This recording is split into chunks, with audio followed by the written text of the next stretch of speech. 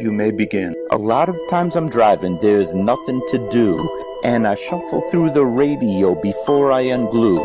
There's a lot of red on ways, it's traffic, I'm screwed, and I'm wired a bit different than a regular dude. It's not a bad thing, I embrace it, it's true. The radio don't stimulate brain chemistry fluid. The Buddha found nirvana and the Four Noble Truths. Through a meditative process, right action he proved. For me, I require the use of a tool, a detector, pin, pointer, shovel, and beach scoop. I'm meant to work the dirt with my history crew, but everywhere I look, my interest taboo. Most people choose Bieber over Tippy Canoe. What does a detectorist listen to when the radio is full of bad music and news? I need an alternative for me to peruse. Beyond Sight and Sound gets fantastic reviews. A metal detecting show where my thought bubble brews.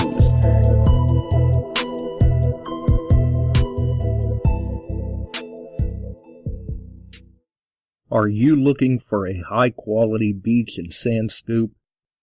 Are you trying to take your hunting to the extreme? How about an American-based company that stands behind their product and everything they sell? Then check out our friends over at XTREME Scoops. John has been making scoops for some time now and makes a quality beach and sand scoop to take your hunting to the next level. XTREME Scoops recently released their new sand shredder that works great in the water and on the beach.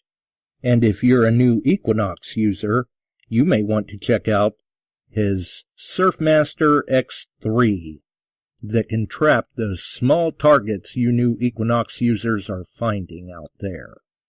XTREME Scoop's company approach is let's do it right. So do it right, buy it once, and go to the extreme. XTREMEScoops.com. That's XTREME scoops.com. Caution. Please do not operate motor vehicles or power equipment while under the influence of this show. Listening to this show could cause side effects such as bouts of laughter, violent binges of cabin fever, and even dreams of silver and gold. Please be advised. Now that the fine print is out of the way, on with the show. All right, the fine print's out of the way, and it's time to roll with the show. We're back, and we're live once again. You are listening to Beyond Sight and Sound, metal detecting and treasure hunting radio for all the really cool digging people out there. And I see Strikers in the chat. Welcome aboard, buddy. Been a while. Oh, and Bill was first through the gate. He must, I don't know, Ohio Relic Hunter must have given him access to the in-studio cam. I tried to throw him off tonight, and I don't know. I'm not sure where the Ohio Relic Hunter is. It may be one of them things of, many people hear the stories, but few see him. Aqualand Relic's in the house as well. Got himself a nice permission going on. He's very excited about his grandmother's homestead, I do believe. Steve's in. Welcome aboard. Barb, Nelson, Bill, Scott. Hopefully I'm catching everybody. Let's see. Yeah, it looks like it. I think I am. So yeah, make sure to check out Aqualand Relics on YouTube. Normally, and don't quote me because I can't catch everybody's videos all the time, but normally I believe they upload or try to upload on Sundays. Sunday afternoons, I believe. So there's a plug for a YouTube channel. So links in the description. Our friends at Shooters and Prospectors. First and foremost, always, Chuck Smalley, multi-line dealer, the man with the plan, the dealer of choice, carrying Nocta Macro, Minelab, XP, Garrett, Detector Pro, DETECTEES, and much, much more. I mean, if you've got a question, give him a call. Our friends at XTREME Scoops, our friends at Brute Magnetics, Our friends at DETECTEES.com, Ken, Mark, Darth, Buddy, and the gang doing a great job with not only the Beyond Sight and Sound apparel, but also the Dirt Pirates apparel. Definitely class act, awesome job. And any purchase of the Beyond Sight and Sound apparel, a portion of those proceeds do go to an MS charity. Courtesy of Detectees. Very, very cool of them. Our friends over at XP Team USA, Facebook group, website, podcast. You can find their YouTube channel by searching XP Team USA. And their podcast is every other Friday, 8 p.m. Eastern, right here on Spreaker. They will be back the 20th. Yeah, the 20th. Other than that, we've also got the links for Ohio Metal Detecting, River Styx Outdoors, All Metal Militia, and Metal Detecting NYC YouTube channels in the chat. Obviously, you heard the music at the beginning. Big shout out to Merrill. Actually, he just did a live beach hunt today on YouTube. Very cool to see. He's doing a good job with the Equinox. Definitely doing a good job with the Equinox. Looks like Aqualand Relics is giving away some Civil War bullets on their latest video. So there you go. Anybody looking for a contest? Welcome to Paul. And the other links would be the Great Metal Detecting Christmas Giveaway for kids ages 5 to 15. That's right, we're doing it again this year. We are taking donations now. You can message Barb or myself for details, I'm sure. Because obviously, sometimes Barb's a little tied up. She may not be able to get to the messages right away. Either way, we will get you steered in the correct direction. And if you are not a member of the group yet, you've got kids, grandkids, you may want to get over there and join the group because we're already, I think we already have one machine confirmed, which is just absolutely awesome. Some kid is going to be extremely happy come Christmas. I want to say the first one that came in was donated by Digger's Toy Store, who was a donor last Christmas. And Barb can correct me in the chat if I'm wrong, but I believe it was Digger's Toy Store, and they have ponied up a Nocta Macro Simplex. That's right. Simplex. So very, very cool of them. Also, we are very, very near, I think, announcing our second detector of the holiday for the group. There's Ohio Relic Hunter and Bob. They both come in at the same time. I wonder what was going on there. Well, either way, welcome aboard to you two as well. Say hi to Stryker while you're there. And, yeah. Last year was great with the Metal Detector Christmas giveaway, the Great Metal Detecting Christmas giveaway. It was an awesome thing to do. A lot of kids were happy. And we all had so much fun with it that's right. We're doing it again this year. So the group has been shared around a little bit on Facebook. If you happen to see one of the posts of where it was shared, by all means, please share it. We are adding members pretty quickly. I mean, we had lost a few after last year. I guess they figured we weren't doing it again or whatever. But we have picked those numbers back up. I want to say that just in the past couple of days, between, I believe, Barb and myself, we've probably added close to 20 people into the group.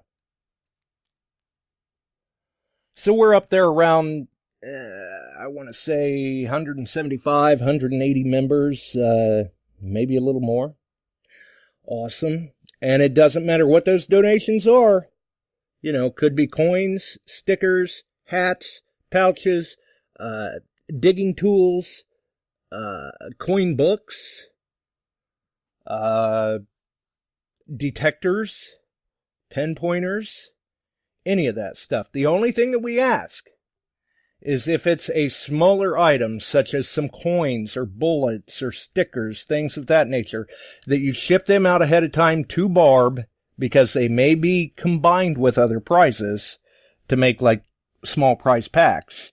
Where the larger items, we really just kind of prefer that the donor of that item does keep a hold of it and provide us with an image for the group. And then we'll take care of things from there. When we have a winner selected and have their shipping information, we will let that person know so that they can get that item shipped out, so that that lucky winner receives it before Christmas. And then also the other link in the description is the Cordova Detector Raffle. Do not forget 250 online tickets. Wow, I've got some digitizing going on here. It's such a simple thing. But yeah, it's a long form to figure that out. I'm not real sure what's going on here. No, you break it up. Because we had 5 trains. Let's see here. We're going to, we'll drop that one and see if we can get them back, and hopefully that clears up. I don't know. Hopefully the audio's sounding okay. But the Cordova Detector Raffle, obviously 250 online tickets available, 50 local tickets available, $20 a ticket. And you can find that information in that link. Or you can even find that information at the pin post on the Beyond Sight and Sound page. It's floating somewhere around the top of the Beyond Sight and Sound group, and it's also a pin post on the Shooters and Prospectors page.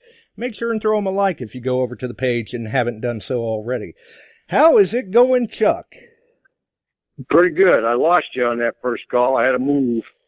Yeah, I'm not sure what was happening there. Everything was kind of digitized for some reason, so I had to drop the call and hope you called back. Yeah, it's going well. We've had quite the trip. Nice. Yeah, I know from the posts that I've been seeing, you guys are having a blast out there. Which, speaking of which, for folks listening to the show, they may see, I don't know if I got it in there in time or not, but I do believe we've got a thumbnail image we're carrying tonight, and that will play into a part in this call. Yeah, that's pretty neat find, and we were out working Confederate sites today, and a little lean. Some of those Confederate sites are thin, but we found a hut today, and we're going to go back and work it tomorrow. Some carb bullets and things like that come out. We didn't do anything live because of any type of positioning. They didn't want that online. So no, you don't want to just. Yeah, you don't want to just hand that information out. No. So we'll see what we get out of it, and we'll probably post pictures when we're done. We're going to work that tomorrow. And Lance marched just up and down mountains, let me tell you. And so the sergeant, Lance, ran 3 old guys up and down hills and through valleys, and by the time we got there, we were a bit, but that was good. It got into a good area. Right. By the time you got there, it's like, wow, now it's time for a break. Then maybe we can hunt. Yeah. Yep, and then some of the finds. Well, one of the finds was Frank pulled out a period axe head that is complete, and it was in the Confederate camp. And then bottles, a couple broken, but Frank got a real nice one. And then I got a silver ring on the house site that was near there, and it's all filigree, or we're thinking it's silver. And it came up rather clean out of that red dirt. So, and then we found enough period stuff. We're going to go back, but Lance pulled up a pencil that also was pen. You pull it out, and it's gold tipped, and the company manufactured them from 1840 to 1865, and this isn't a Confederate camp, and he's found several others, but this one's gorgeous. It's silver and gold. Wow, very nice. What machine was Lance using? GPX 5000. How deep was the pen? That was near a foot. I'll let him, when he gets on with us here, I'll let him talk about that. And we had a good day, and we're getting our exercise this whole trip. Yeah, it sounds like there's been some nice finds made, but you guys are working hard for them. Yes, we are working hard for them. That's, in some of these areas, you've got to work hard, and you got to get out, you got to get a little extreme and do some research. The place we're hunting, we've got 600 acres to roam around on that was mostly Confederate camp. Wow. That's a lot of ground to cover. You're going to need a vacation when you get back from your vacation. We've been discussing that same thing. And it's been good. A lot of fun. We've dug Revolutionary War. We've dug pre-Revolutionary War. We got colonial coins. We've got, it's been a hoot. It really has. It's been but it's funny. You work a day and you finally start hitting stuff. You finally spot. So we went back to that spot. And the next day we'd taken one colonial coin and some others. And the next day we got 4 more, just for a couple hours work because we knew right where to go to. And it was pretty good. Revolutionary War era stuff from the Battle of Georgetown. And we were on private property with that. That was a lot of fun. And we actually got offered more property to hunt if we come back. Wow, nice. A big colonial era shoe buckle. And the gentleman that owned the next property over come out and was telling us what we were doing. We talked with him, and he come back later. He said he talked to his dad, who actually owns it, and anytime we want to come back, we can. I gave him that colonial buckle. Never hurts to keep the wheels greased. That's right. And he was just jumping up and down. He liked that. That was pretty cool. They're into the history of the area, so. Well, it sounds like the doors will certainly stay open for you there. Yeah, that was fun. That was fun. I mean, he was very happy with it more than I would be. Okay, it's a colonial buckle, but their family has some things and writings and that from the history way back when, and they thought that was pretty cool. So they invited us back, but I told them it's a pretty good drive. Right. This isn't just down the road for you. You're going to have to do some planning. Yeah. Yeah. See if I can get Lance to step in. Hey, Lance, you want to talk a minute? Sure. Come on in.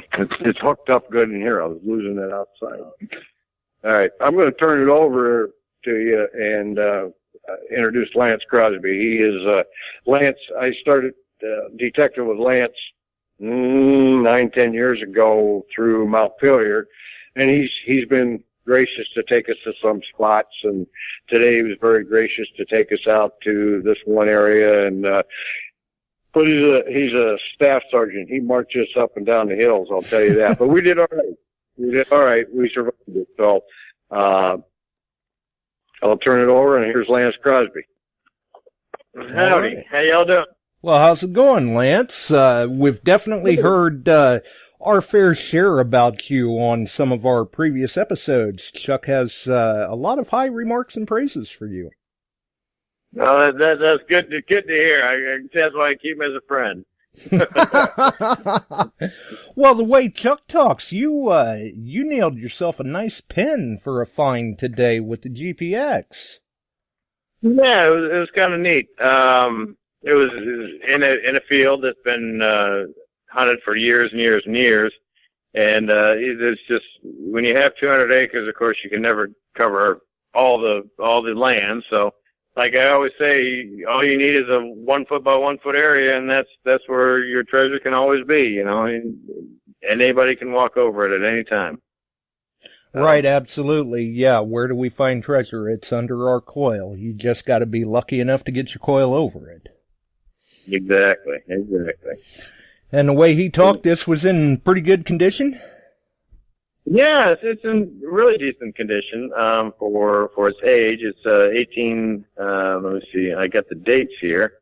I think it was the company was in business from 1848 to about 1863. So it's somewhere in that period.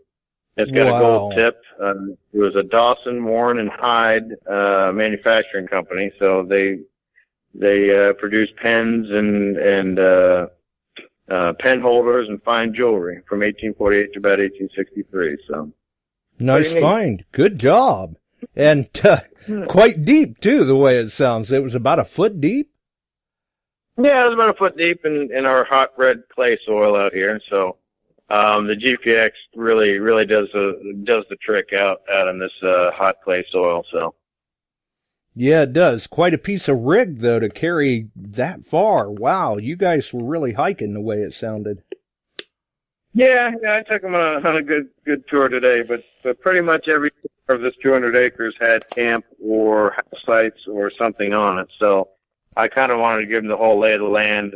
And we had, I think we had the 2800s out there. We had a E-Track, and then, of course, my GPX 5000. So I wanted them to get into the house site. The house site probably was originally a slave quarter.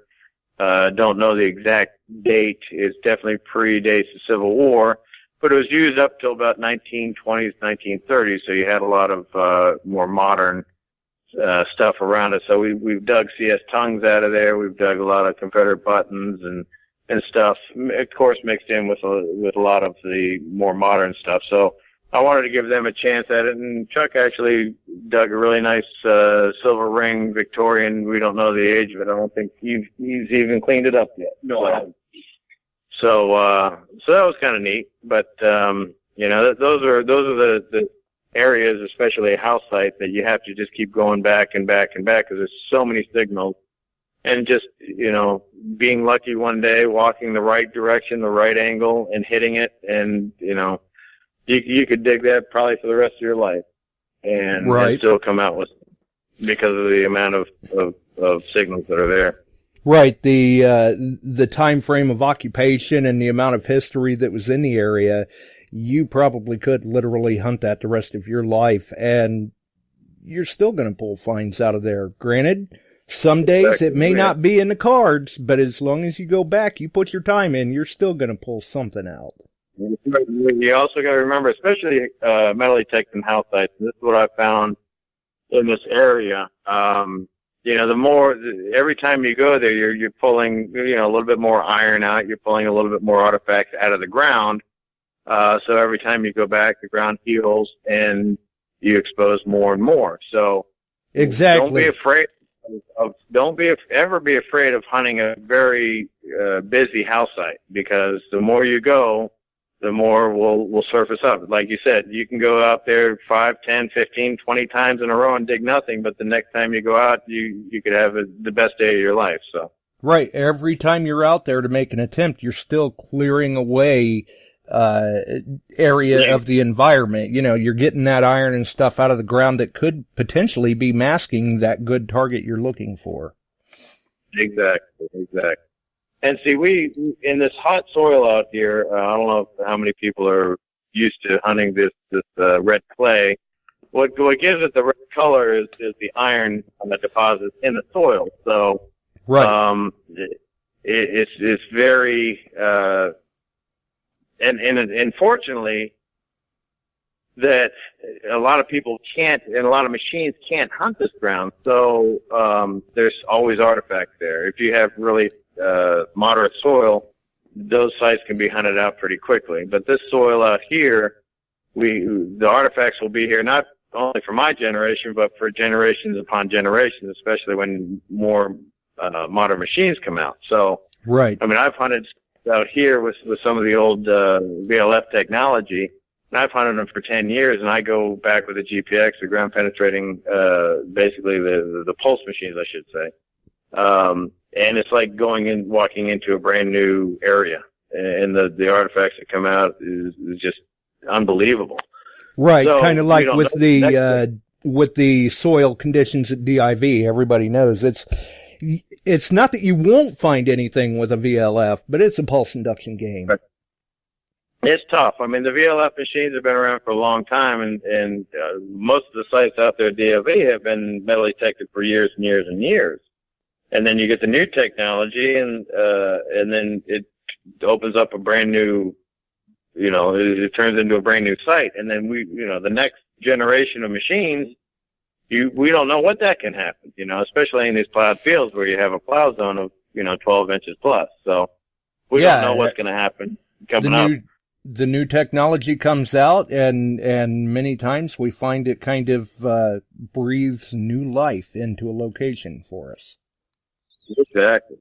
So thank God for the engineers that are out there working their butts off to get us new equipment. Right. In the end of it, it's a technological race, but we all win out in the field when they come out with that new gear. Exactly. So can't beat that at all. And it sounds like everybody was enjoying looking over some display cases. You've got quite a few nice finds for yourself.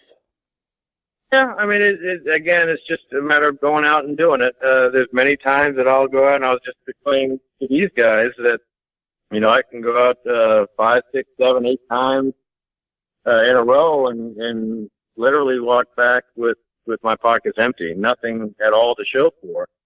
But that's what you just have to do. You just got to keep going back and back, and sometimes it's your day, sometimes it's not. Right. When you come back with something good, it makes all those other trips well worth the effort. Exactly. So you never give up. You keep going forward. Right, especially if you come back with, say, a CS plate or tongue or even the pin that you recovered today. Right, exactly. So, you just never know. If you're not swinging, you're not finding. So you can talk about it all you want, but if you don't have the machine on the ground, you're not finding anything. So. Right, you still got to get out there and look for it if you want it in your display. That's right. So, and, hopefully, especially with the politics the way it's going today and everybody wanting to forget about our history, this is something that my daughter's 15, and we've always raised her to understand and appreciate history. So this is something that all my finds from my whole lifetime, I've been digging now for, I think 45 years. I'm only 51, but I've been digging when I was little. So all this is going to be passed on to her, and hopefully it'll stay in the family and generations upon generations. So this it's just something that, and she goes out with me quite a bit. So it's a family thing. You just gotta keep teaching the youngsters, about history, and hopefully they'll continue on from there. That's awesome, because, many times it seems like the schools are only going to educate the children on what they want them to know, and the history that they teach isn't necessarily the correct history that we know happened. But a lot of times it seems like the younger kids have more passion and reverence for it, and learn it much better and take to it much better when it's tangible items that they can hold. Like you hand her a CS tongue and explain to her, this is a CS tongue, this is the time frame it was used in, troops wore this during the Civil War. I'm sure she winds up taking on the same amount of reverence and respect for it than as you do, and probably learns the history quicker and with much more respect that way. Oh, exactly. And we do that at Montpelier quite a bit. We have a lot of children that come out there, a lot of kids, a lot of homeschoolers, and a lot of field trips that come out there. And it's just, you can explain to them all day long what's going on, and it just kind of glasses over their eyes. But you put an artifact in their hand, then now it becomes something, and and they understand it.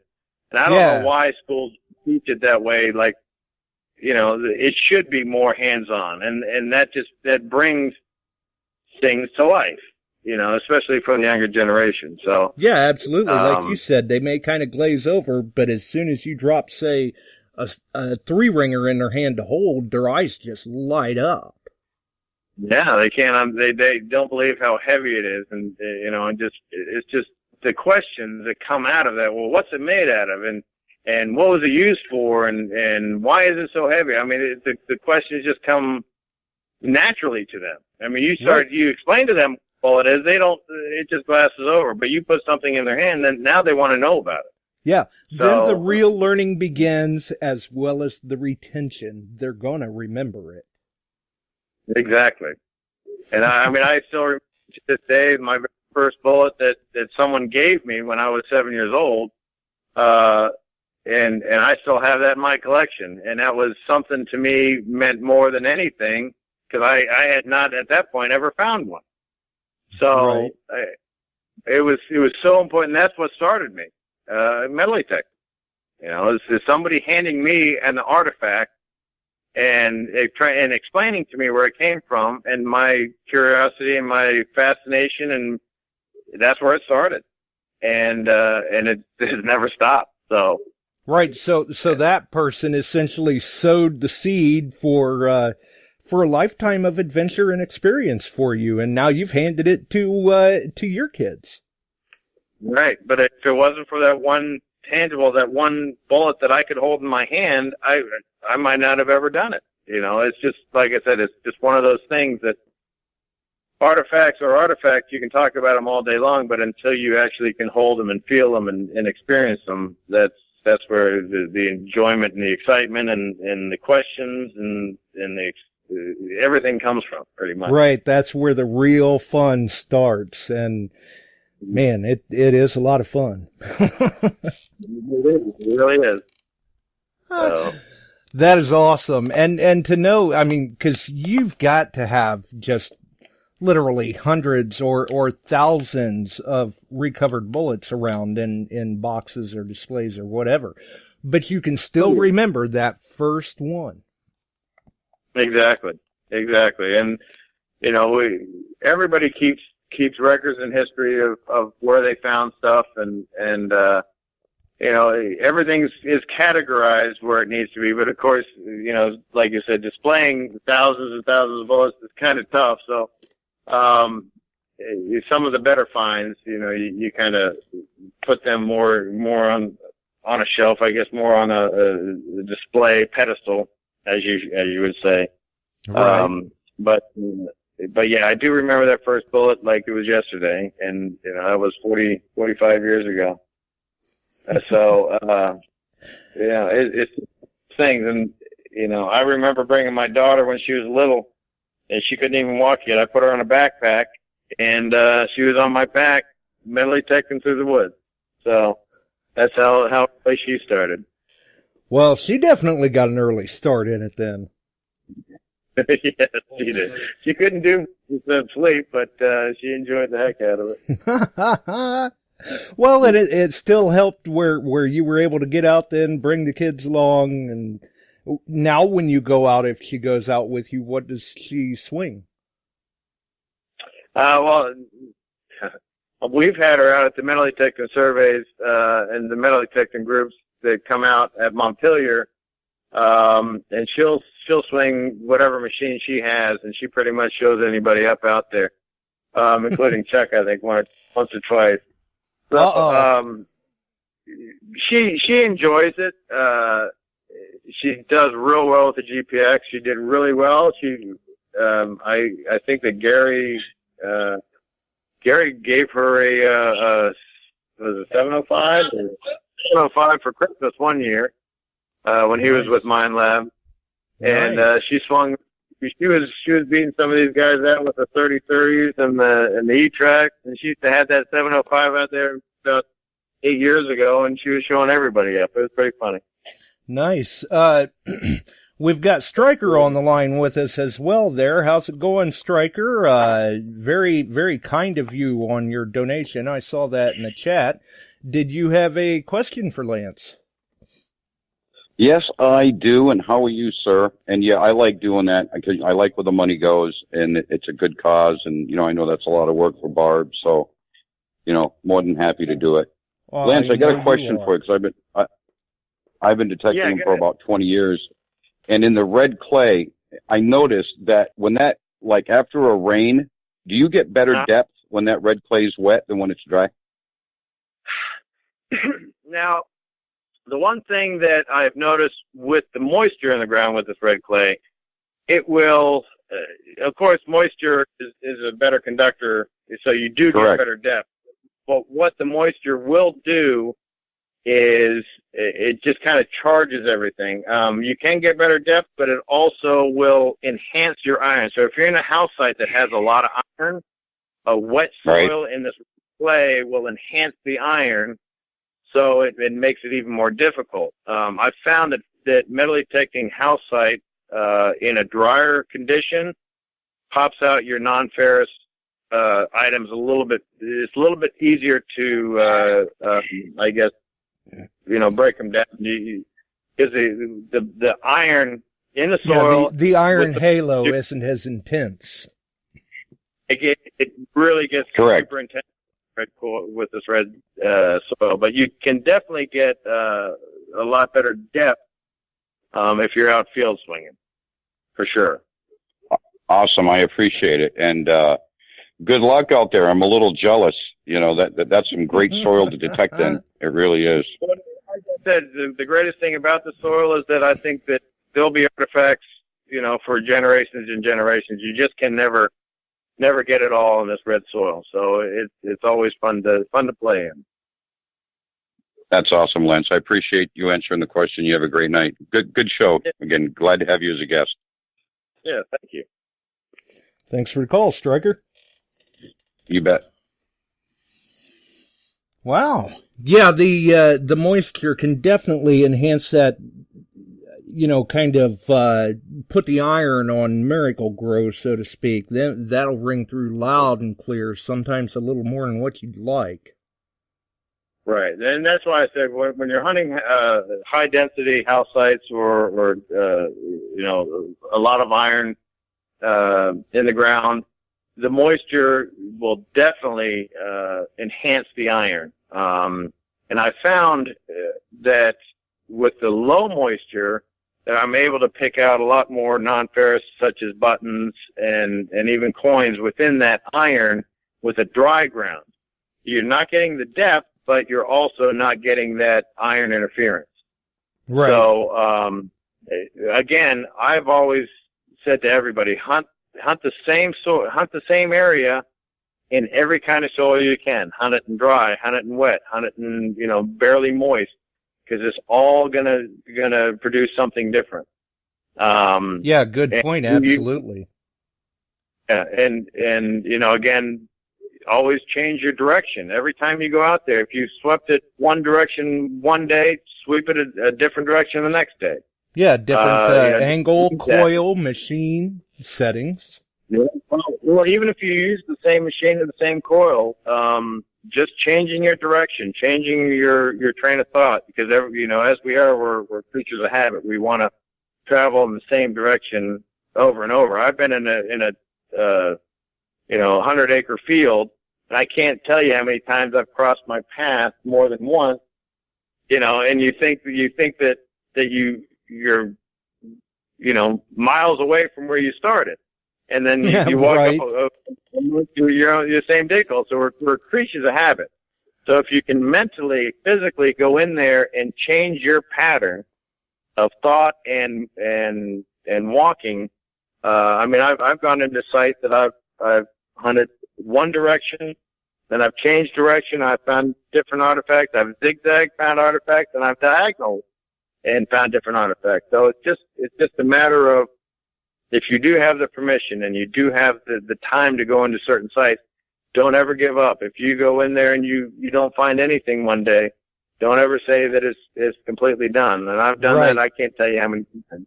Yeah, that by no means that it's hunted out. You're just you're not on the spot you need to be that particular day. Exactly. So, But like I said, mentally and physically, you need to change your I guess your mode of attack and how you're going to detect the area the next time you go in. Right. And it really makes a difference. Oh, absolutely. And for a lot of people who think that it doesn't, they should give it a try sometimes. They may find themselves very surprised. Yeah, it's really amazing. I've metal detected sites for 4 and 5 years straight. And, you always in the back of your mind, you're like, well, I found some stuff over there. Maybe I'll go back and try that. And you just go at it at a different angle or a different approach, and the stuff it turns into a complete different area. The artifacts just start popping out. And you're like, how could I have ever left that? Well, because you only hunted it one direction the first time, and then when you went back, you looked at it at a different angle and hunted it in a different direction, and it turns into a whole different, different area. Right, and yeah. the artifact is amazing. Yeah, many times you wonder, how could I have missed this? Well, oh my gosh, yeah. It wasn't that direction that day. That's right. Or I'm sure you find, too, like 100 acres, that's a lot of ground to try and cover, especially if you're trying to do it methodically. And you may be thinking, hey, I found some stuff over there. I think I'm going to head back that direction. But you approach it from another side or something and wind up finding some artifacts that maybe it puts you into a different spot that you hadn't even thought about. Exactly. I mean, I probably walked over this ground maybe 100 times where I dug that, silver pen out of today. And it's just a matter of going and doing and looking at it at a different angle. And you can never get it all. The one thing I've always tried to explain to people is that it's kind of like taking a 100-acre hayfield and try to cut it with a weed whacker, and how long that would take you to do. Right. So if you have 100 acres to metal detect, and you go out there and you're not finding anything, that doesn't mean you've covered all of 100 acres. You haven't even got close to it. Exactly. So, it doesn't mean that there's nothing there. You just got to put in the time. Exactly. The time is pretty much our best friend. Unfortunately, sometimes we only have a 1-day permission, and you have to kind of try to cover as much as you can as fast as you can. And it's unfortunate. So that's why I try to, as much as I possibly can, get the permission, get in with the landlords, get in with the landowners, and, work with them. And I turn over artifacts to them as much as I possibly can just to keep their interest in it. It is their property, it is their history, and if you can keep it with them, I love to do that. Especially I learned that by working at Montpelier, because everything we do find there we turn over. But you do learn how much enjoyment that the rest of the world will get to see once that's displayed. Yeah, a lot of times they'll hold a respect for it as well, and what good does it do to leave them in the ground to rot? Exactly. And, you do have some landowners that look at you and you start finding this wonderful stuff, and they think, well, why do I need you? I'm going to go out and buy myself a metal detector and do it. So then you lose permission. I mean, it's kind of a fine line. You got to kind of play around with the landowners that way.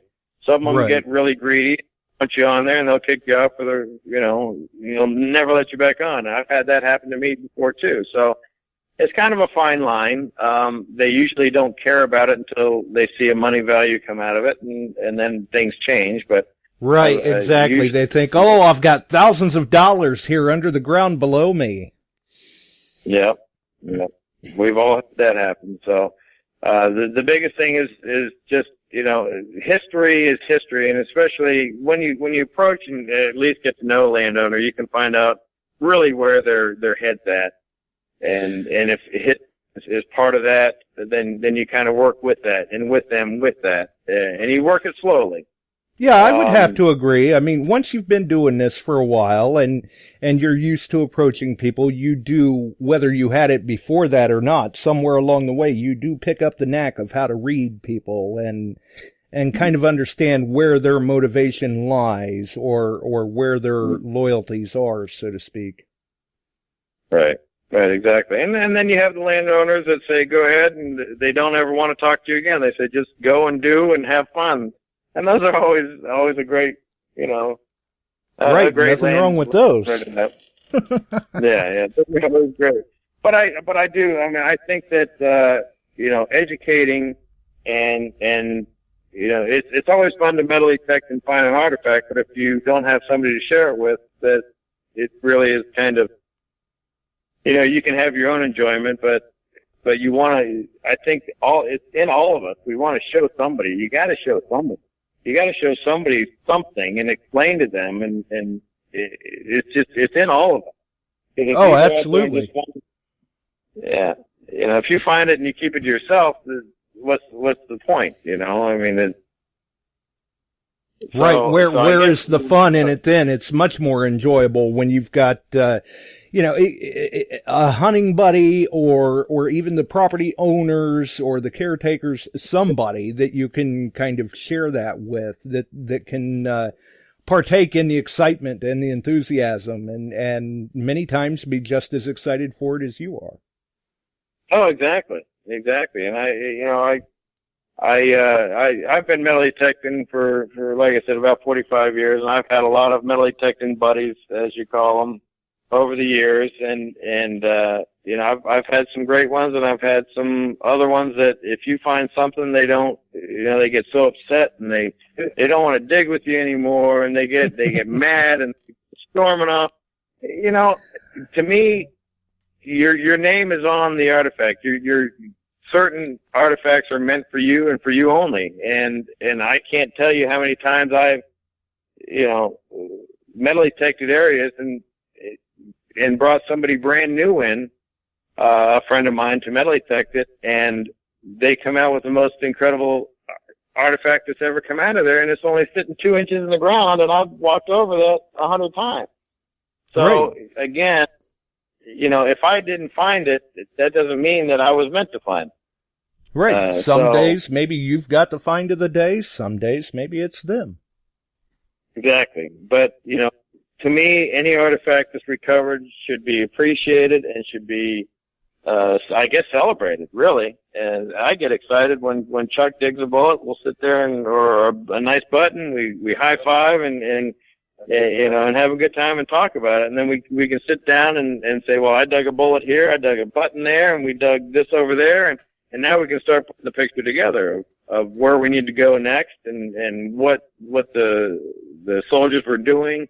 You have to put it all together. If you're out there by yourself and you can't sit there and bounce it off each other, it's no fun. Right. And like you said, every additional artifact that comes out of the ground has a story to tell. And as you sit there and look over the big picture of things, you'd be surprised what direction it winds up leading you in.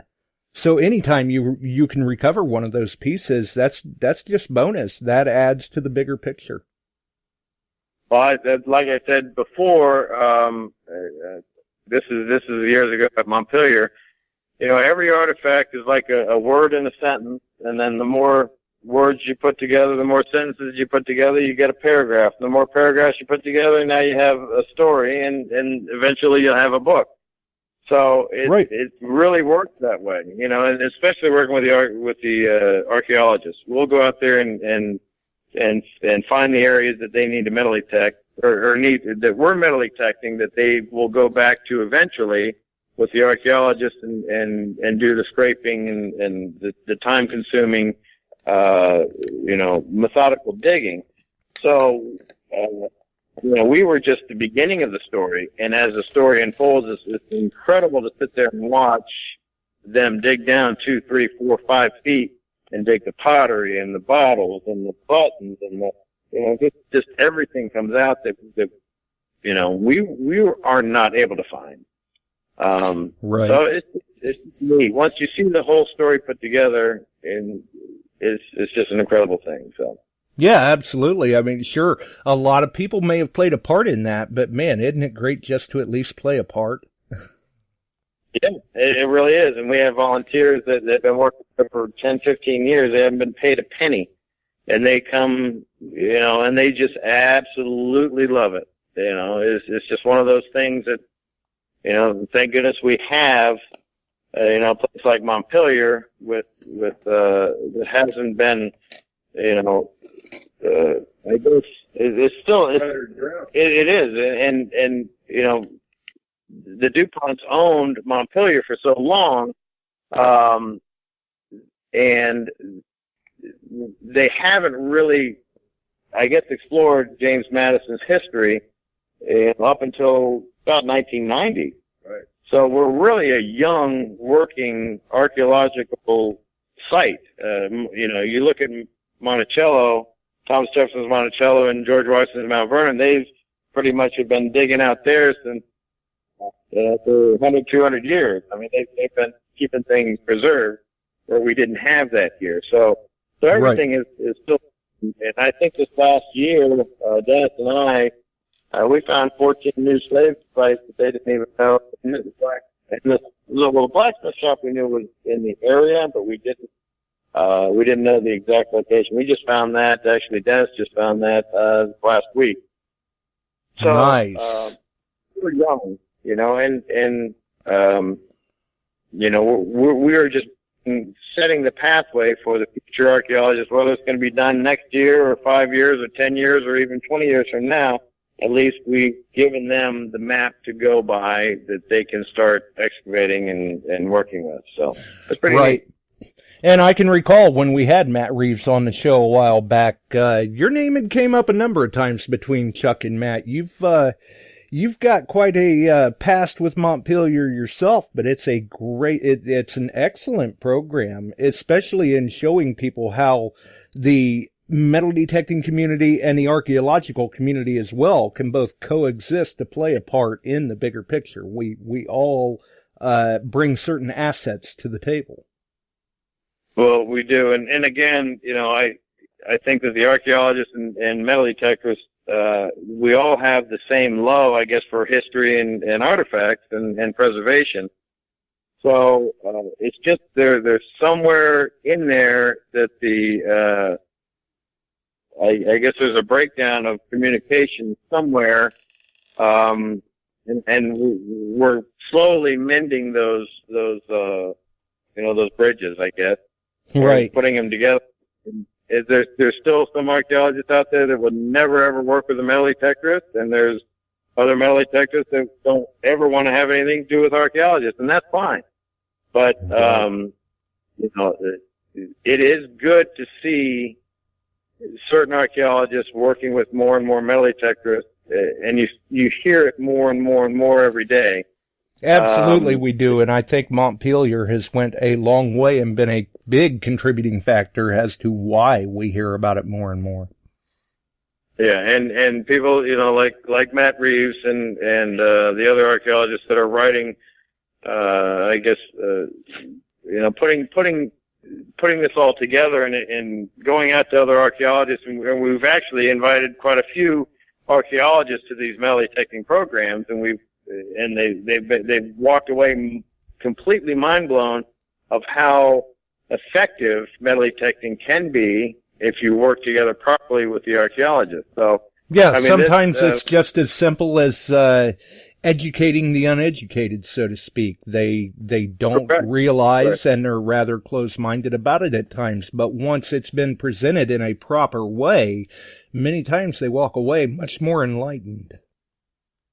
It is, and I truly appreciate all the hard work and the school work and the book work that archaeologists go through for their profession. But in turn, they need to appreciate the amount of time that metal detectors put in the field and learning on their own. Yeah, we're putting our tuition in a different way. Important. Exactly. Correct. It's just as important as a book. And together, I think we could work wonders if, as we do at Montpelier, to let the archaeologists do their thing, let the metal detectorists do their thing, and bring their expertise, and the archaeologists bring their expertise, and together you make an incredible team that is almost indestructible if you do it right. Absolutely, I would have to agree. And even metal detectorists that attend Montpelier, I don't know how many I've talked to where they come back and say, I've got a whole new respect for nails. You just never have any idea how much a nail can tell you. It really, really does. And it's, especially out in this area and pretty much any area across the country, there's certain nails are just like anything else. It was one of the biggest uses, commodities of the time. I mean, and they only changed so much throughout history. So dating a site is very important with nails, and we all dig them. Yep. And some of the best things that some of the metal detectors are taken back to their areas, to their states, whatever, is that a nail now is just not a nail. Now you can date a site. Now you understand what kind of artifacts you can find in those sites. Absolutely, and I know of a number of people that have done that. Chuck and some of his friends out there in Illinois included. They're taking these skills that they learn at Montpelier and they're putting them into effect in their respective areas as well, and continuing to help people with history. Right. So I guess it's just a matter of understanding every aspect of the artifacts that are coming out of the ground. It doesn't matter if it's a rusty blob or what it is. It's just, I guess, learning and putting it into its right category will help you understand your site even better. Right. A nail is not just a nail. It actually can tell you a lot more. Of course, we all think of it as junk because it pretty much is worthless, but it's so valuable of information for you to continue on and to understand the kind of artifacts you can find at certain sites. Yeah, absolutely. We've discussed it on the show before. Some people, they just absolutely, it's another nail, or it's another pull tab, or a shotgun shell head stamp. But there again, like you said, they all play a part in the bigger picture, and they can help you date a site if you understand what they're trying to tell you. Right, exactly. Now, I guess once you do date a site and you understand what the site is, the more nails there are there, the more headache they can be. Yeah, the more frustration.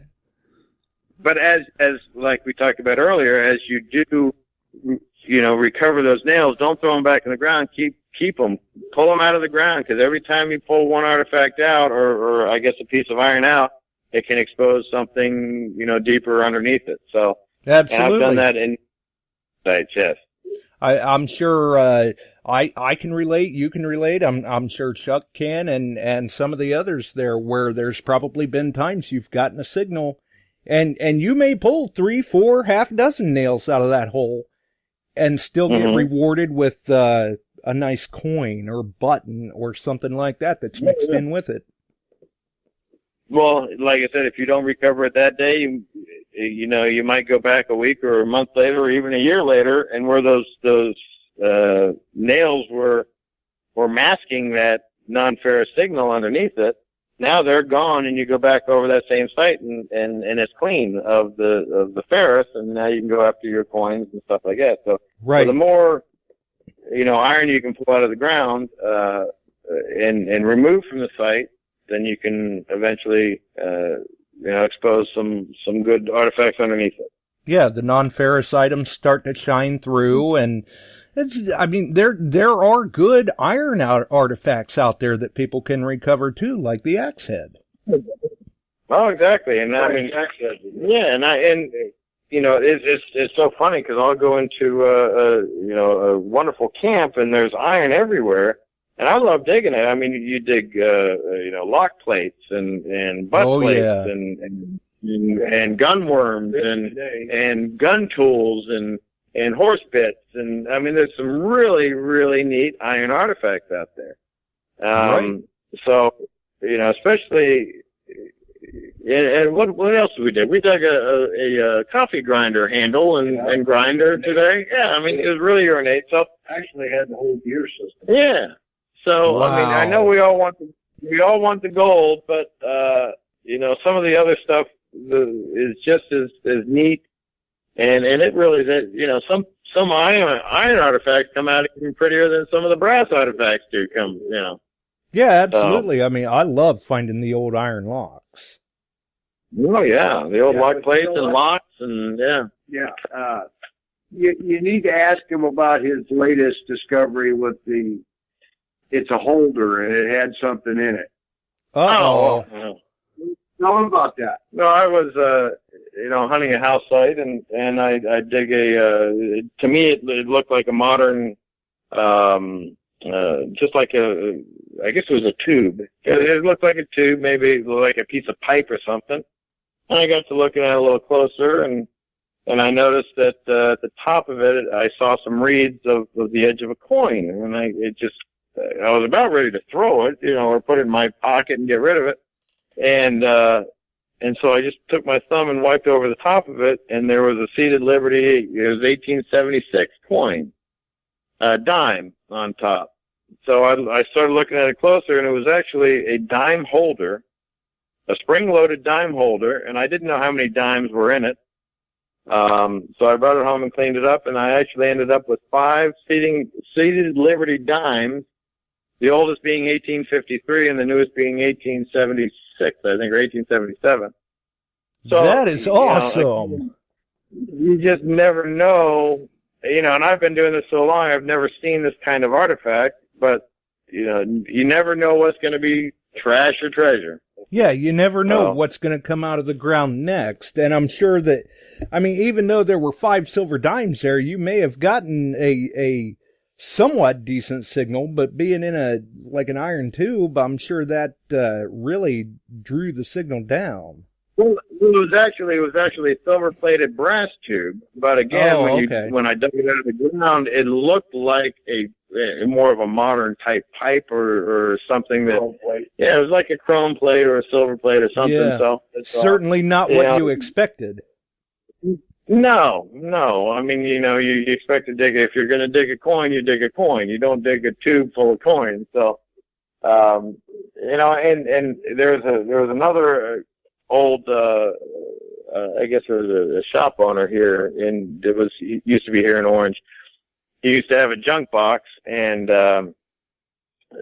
he had a couple pocket knives and old junk pocket knives and stuff in there from the Civil War period or whatever, just thrown in this junk box, selling them for $1 a piece. Well, this one kid bought, I guess, a knife for $1, brought it home, and was looking at it a little bit closer, cleaned it up a little bit better, and found a $1 gold coin in the pocket knife. Because if you realize pocket knives have slots, and you put them in your pocket, and those thin gold coins will slide in that pocket knife. Yes, they will. In your pocket. So there was a piece of junk that somebody thought was junk, and it ended up being, a pretty nice find. So you never throw away your junk. Never disregard your junk. Always keep it, and you never know what's going to happen later on with it. Right. Well, and especially when you're out digging, don't just automatically assume and throw it all in a trash can. At the very least, take it out and look at it 2 or 3 times before you finally determine that it is actually junk.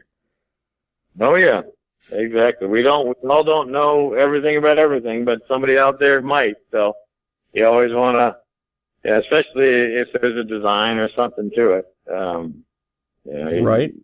Something that keeps you going. So. Yeah, that's the great part about it. It truly is a hobby where, as long as you're open-minded about it, you can literally learn something new every day. You really can.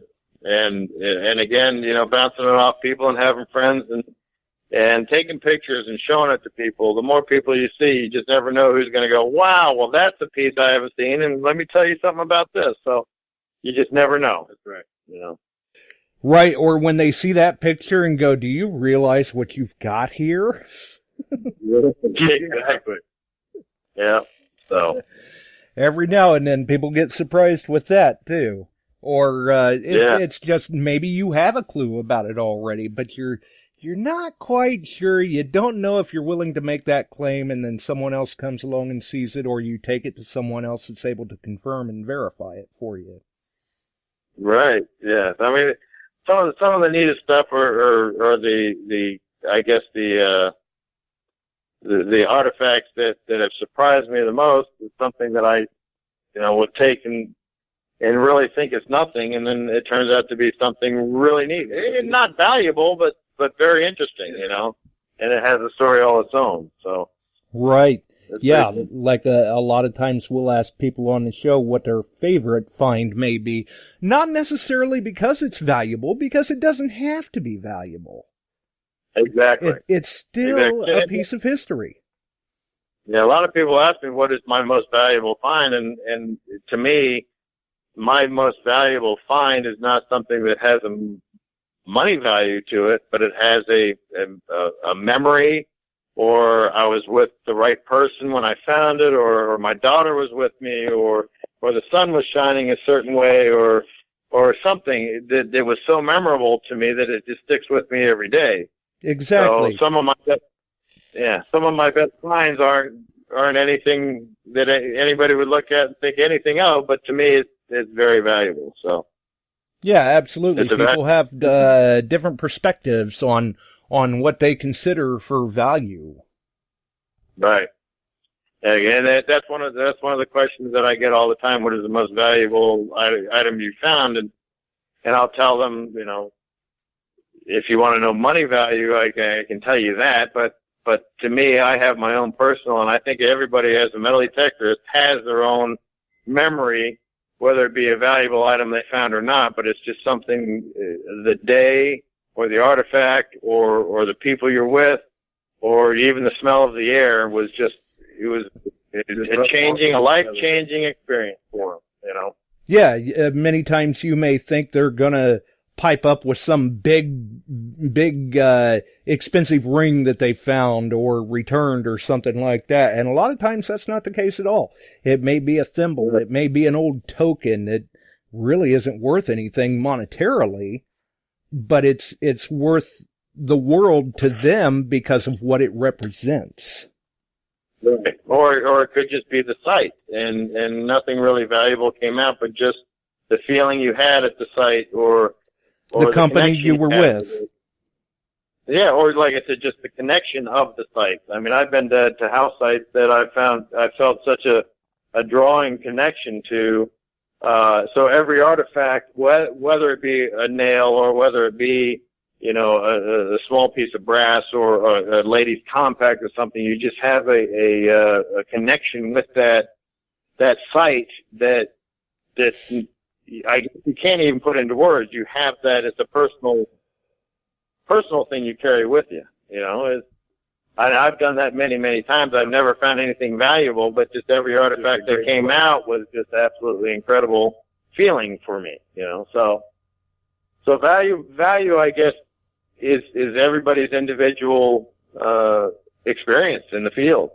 Just getting out there and doing it to me is exciting, but there are certain sites that I will never forget as long as I live, whether I found an artifact or not. It's just being out there and experiencing an area that somebody lived and raised a family or whatever, 100 years or 200 years ago.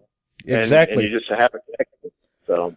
Yeah, the finds may come and go, either just through handing them over to people or unfortunate loss from theft or something like that. But the memories and the experiences last a lifetime, and no one can take those.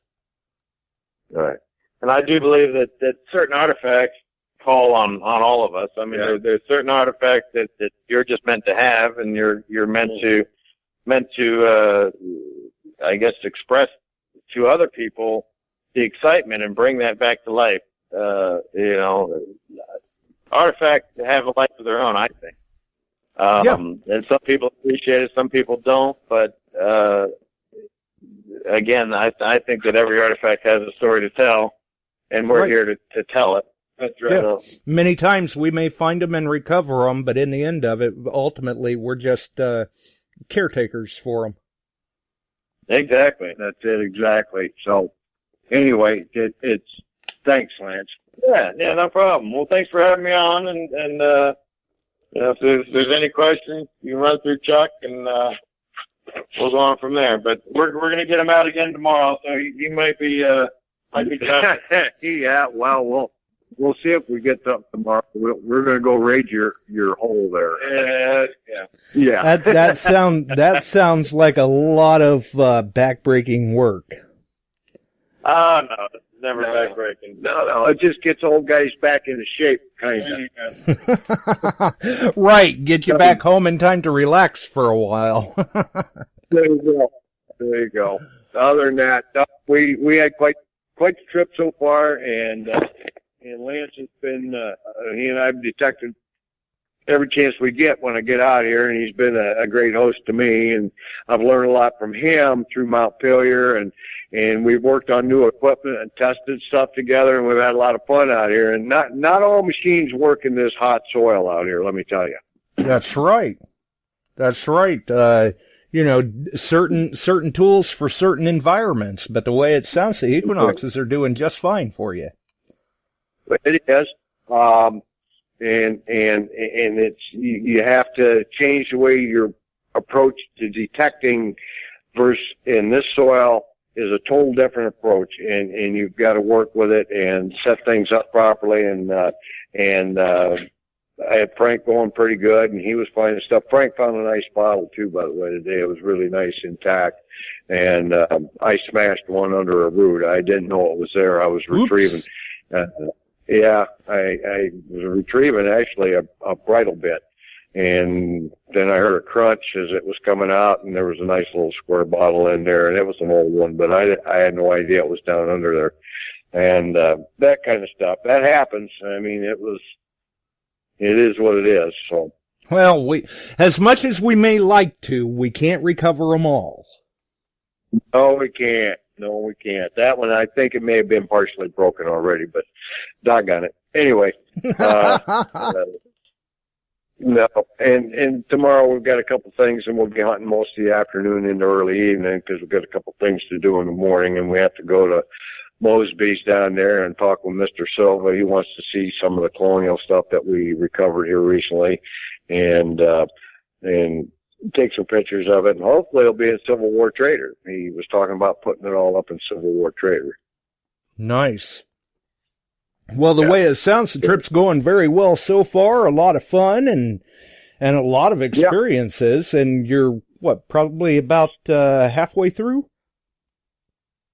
We'll be back around Sunday, I think.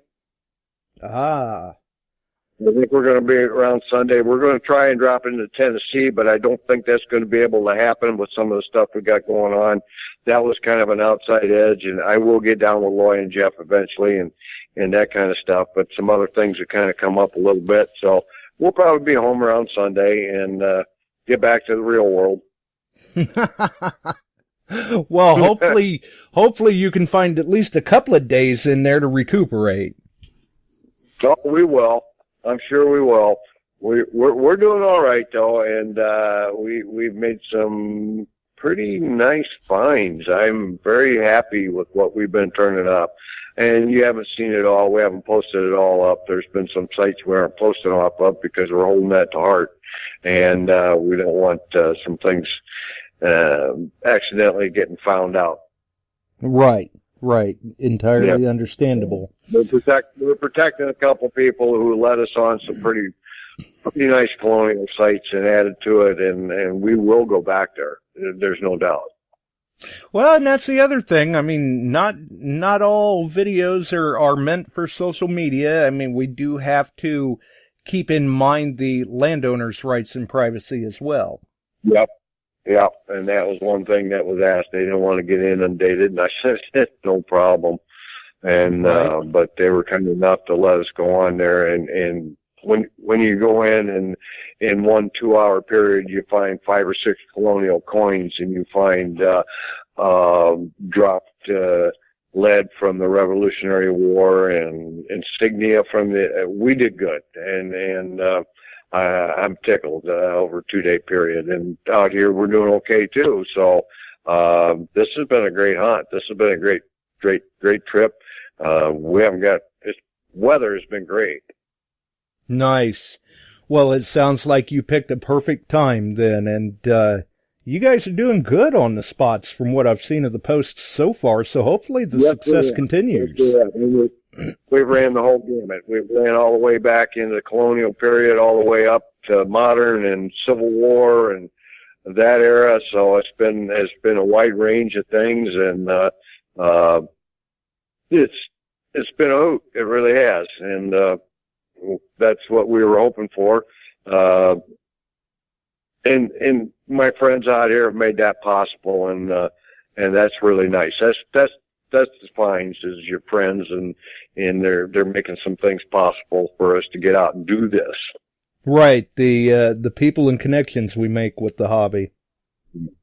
And one thing I wanted to mention, if anybody is out there that wants to go to Mount Pelier and get involved with that, they have some openings in first week in November. They're having another Detectorist thing, and they've got openings for people to come out, and you can go online, you can contact them through that and sign up for that and go out there for a week of learning the archaeological lab, learning out in the field, learning how to date the nails, learning all about the whole gamut of it, and working with it. You get a certificate on that, and that is a little bit of a door opener too with other archaeologists saying, I have done this. I know how to work within this genre that we have, and it's a feather in your cap. Yeah, not to mention, I'm sure it goes a long way, not only with the archaeologists, but if somebody would like to go back and try to assist their local historical society somehow. Yep. And also, Chuck, tell them that anybody who visits Montpelier, comes out to Montpelier, we're out there pretty much 365 days a year. We're always out there metal detecting. So if you do come to Montpelier, don't hesitate to, if you're in the area and you want to jump in and help us out in the field, we'll be more than happy to let you come out and spend a day with us. So it doesn't have to be the certificate program. It doesn't have to be the metal detecting program. But if you want to come out and spend the day with us, just come on out. We'd love to have anybody, really, and we'll show you what we do. Oh, that's great information. Yeah, sometimes it's worth the experience in its own. And tomorrow we may, Frank and myself and Dave may go down with Dennis for a couple hours in the morning and help him work on a site. He's got a whole bunch already gridded up and ready to go, and he's needing some help. So we're going to give a few hours of time and let Dave see some of them out feel here, because this is the first time he's been here. Oh, well, he's got to see that while he's around. Yeah. So we have 2,500 acres at Montpelier, so I think last we've looked at it, I think we've only covered maybe 1/8 of the property. So we got many years ahead of us. That's a phenomenal statistic. Yeah. So that's all part of it. And you make some great friends out here. You learn some history. You get to go out and detect on hallowed ground and have a great time. And yeah, and really for is. many people, that'd be worth it right there for the trip. You got it. And I highly support them, and I continue to support the system and the program out here as an individual and as a detectorist and whatever I can help them, I do. Right. Absolutely. And it's a worthwhile, it's definitely a worthwhile program. We've seen in many cases how people, especially here in the last year or so, seem to be coming to Montpelier to see the progression of things and how things work, just so they can take some of that back to their respective locations and start to incorporate it into their own plans and ideas. Right. And if you do come out that first weekend also in November, you come out a little earlier, you go get into Montpelier and go to one of the top 10 steeplechase races in the world.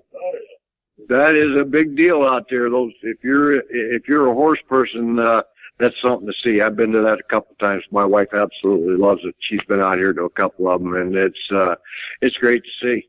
Yeah, I've heard of a few times where it's like you've got something going on you're going to go do. Jill's catching the race. That's right. But I've been to the races twice myself. But I did want to say something also about Montpelier. You know, we're ever changing. I started with a program, or not with a program. I started at Montpelier in 2008, and I can't tell you how many times we have tweaked and changed and manipulated and made it to where it is today, and it's still going on. I mean, we're always looking for new ideas. We're always looking for new avenues to work with it. So it's ever changing. It's not. We don't do one thing and it's set in stone. We're constantly upgrading and making things easier or incorporating new ideas and right. And just to make it, I guess, to tell the story a little bit easier and a little bit better. So yeah, an evolving progression. It's constantly evolving, and that's what I think I love more about it. That and especially Matt Reeves is such a wonderful person to work with as an archaeologist, because he does understand that that progression and incorporating and making things easier, whether it be for the archaeologist or for the interpreter or for the experience or for the guest. We're always making it easier or making changes so that it's always fresh. Right. The time you go out there. Nice. Well, and that makes it good for those who have been out there and experienced Montpelier and kind of think, hey, you know, I had a pretty good time out there. I sure would like to go back. It keeps it mixed up for them as well, if they're return attendees. And what's fun for me is what was it, 2009 when we started really detecting? Well, no, we started the program in 2012. 12. All right. In 2012, the sites I detected and helped work on, many of them have been worked and built up on and opened up. And what they found, I come back, I see what we helped recover and what they put in its place. And one I worked on a year ago was the overseer's house, and I'm going to go up there tomorrow and see the work that's been done. Yes, you wouldn't believe the artifacts that are Oh, coming yeah, out. so you get to see the progression as well. Yeah, right. Yeah. They're now doing the archaeology. The archaeologists are working the site now. That I guess we almost spent 3 years in there. Yeah, we did. 2 or 3 years. A lot of time. Metal detecting this, really locking down the overseer's house. And we're talking, early 1800s.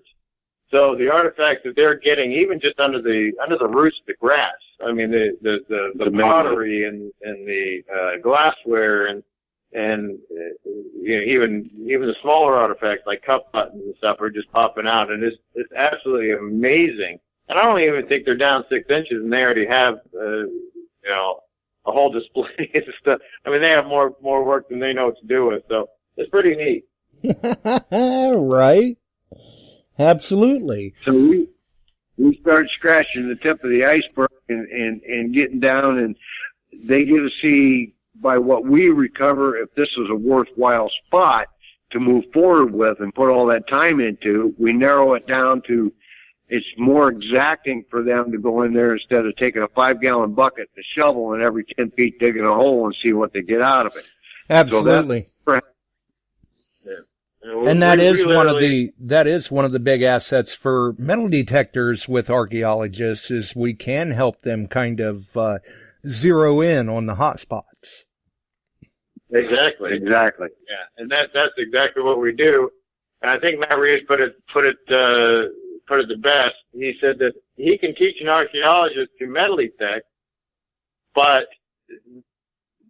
what a metal detectorist brings to a site is nothing he can teach an archaeologist. So right. You can always put a metal detector in an archaeologist's hands, but you need the understanding of a metal detectorist, and the way that they view the ground and the way that they work the ground is totally different than an archaeologist. So you can never teach an archaeologist to be a metal detector. Why get a detector when you can get a detectorist? Exactly. And that is really, I think that his motto, as he moves forward, and he tries to explain that to a lot of archaeologists out there, that, you know, we're all into it for the same reason, but why use a tool the wrong way when you can always use it the right way? Right, because as a detectorist, we're out there using that equipment. For many of us on a regular daily basis, we're honing our skills every day. That's right. Every day you are. Every day. Yeah. And that's something where, you know, that's hard to translate over to someone who doesn't have those years of experience under their belt. It is. And you can't, it's hard to explain it. You get people that are really honed and really know their machines and really work it well, and they dig well, and they can understand. You open it up, you can understand the iron all the way up, and that helps the archaeologist when you're pinning stuff and you're digging a few things and you're showing them, look, this is what we're getting here. We're in this grid. We take count on the grid. We'll do several digs in the grid, and then move forward, and then all of a sudden it starts to build and build and build with more finds that they're making in more grids. And if you do take 10 detectorists and they all get 20 10 by 10 grids and they work them out in a week, we've done more than the archaeologists can do in a several month period. Absolutely. It speeds up the process. That's right. And we're invaluable to them in that aspect. And it's been great. So, but anyway, we got to get going. And thanks for letting us bend your ear a little bit, Josh. Hey, no problem. It's been a blast. Lance was a pleasure to speak with. It looks like everybody's... I'm going to say one thing. I've been very blessed with some of the guys I got to meet with and work. We play off each other and we learn from each other, and it enhances our hobby so much better. And that's the real finds that I get, is guys like Lance and some of the other people that I've came across, and we started enjoying and working the same hobby, whether it be prospecting or relic hunting or coin shooting or all the other stuff that I've been in, and some diving and things like that. That's the real find there, when you find these guys and that kind of stuff. So, and Lance is one of them, and Dennis is a little out of his, he doesn't like to talk on this type of stuff. I tried to get to him stuff. And there's another one. He works full time. He's a detectorist at the site. That's what he does every day. Right. And you would think that you're out detecting every day, you're doing that kind of stuff, but once in a while Dennis has to take a step back. He says, once in a while I got to get that sound out of my ear. Well, I guess it's understandable, though, definitely. And hey, you never know. We saw the small go live the other day. Maybe one of these days in the future, we may even see a small video clip from you with Lance for what he's in it for. Yep, and I may sit down with him tomorrow if we get the chance. But once he gets going in the woods, you're constantly moving. You aren't chit-chatting. We're going after it, and we're talking back and forth on what we're finding, and we're trying to work into an area to find a particular spot, and it pays off. And we worked at one site today. We got a couple good things there, and another site that Lance came across. We're going to go back and try to pin that down a little more and maybe get some more good finds out of it. There you go. Well, you've got a fine crew to do it. Yeah. Oh, we've got a great bunch, and we're all having fun. We've all made some great finds, and it's not every day you get a whole handful of something or other, and you have up and down days, just like Lance said. And one guy's hitting hard one day, and he's just the way it is, and the next day 2 of us were doing real good, and then one day all 3 of us did good, and one day all 3 of us didn't do so good. It's just the spot and what's going on, and that's the way it goes. That's part of the hobby. That's right. Hey, it makes it all that much better to appreciate those good finds if you've experienced the better. That's right. So I got to back out of here for tonight, and you guys, we'll be talking to you again whenever we get a chance to. I want to thank everybody that's bought into the raffle, and Barb, I know, has got the big kickoff going on the Christmas program. And, yep, we're moving it along right nicely. Yep, and we'll be in touch, and we'll see what we can come up with down the road. Right. All right. Well, hey, continued success. One more thing. The Simplex is pushed back a little bit. They're doing some upgrades on it before it even hits the market. People have been asking them for different things put in there. They're actually doing it. They're listening to the people on the forums and what everybody's got to say.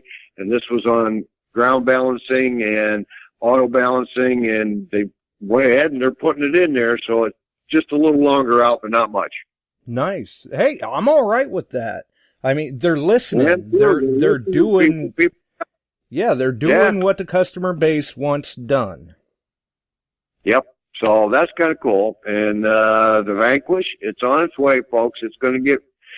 You'll see a lot more after Detectable, and that's pretty cool too. So the new ones are coming out, and there's a couple more I'm hearing a little inkling about that may be showing up shortly. I can't say anything much, but nice. There's some stuff on the pike again. So we're going to win. That's right. That's the important part out there in the field. Yep. All right. I got to get out of here. They're waiting on me. All right. Continued success. Travel safe, guys. Thank you. All right. Have a great night, everybody. Thanks for letting us be on. Talk to you later, Josh. We'll see you. Thanks for the call. All right, buddy. Bye-bye. Well, so there we got an update there from Chuck and the gang. Sounds like they're having a great time out there. Good to hear. Good to hear. Definitely. And once again, big shout out to Stryker. I did see in the chat where he has been very generous to make a donation to the Great Metal Detecting Kids Christmas giveaway. He does, like he said when he called in, he really enjoys that stuff. And it goes for a good cause. I mean, we made so many kids happy last year at Christmas that it was a phenomenal thing to be a part of. Not just for those of us who helped orchestrate or promote or anything like that, but for everybody involved, even the people that donated, the people that participated.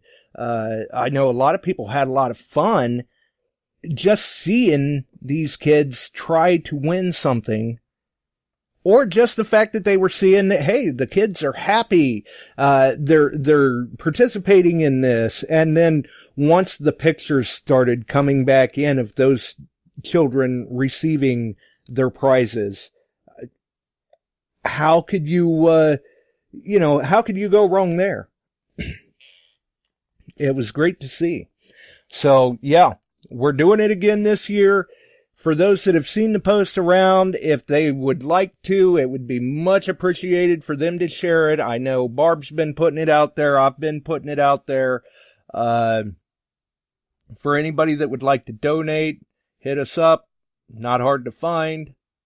And help be a part of a great thing. Definitely. And for those who are interested in the Cordova Detector raffle, it still runs. Like I said, $20 a ticket, 250 online tickets, 50 locally. Drawing is October 12th or 13th. I'd have to go back and look at the flyer, but you guys can find that through the link. And that will be a Facebook Go Live, I believe, noon Central Time, or as close to it as possible. Either way, your choice. One of 4 different machines, either the ORX, the Amphibio, the Equinox, or the AT Max. So if you've already got an Equinox, you want to try an Amphibio, you've got an Amphibio, you'd like to try an ORX, whatever, you have the option. So I think we've ran on here for a while ourselves. If everyone else... Let's see, what is this? Oh, so we're going to get on out of here too.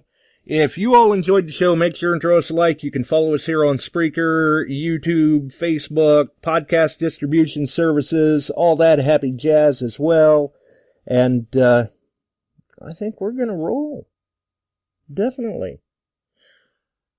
I think for everyone else, though, we thank you all for dropping by. Always appreciated. We'll see you on the next one, and hopefully, maybe, we'll see you in the field.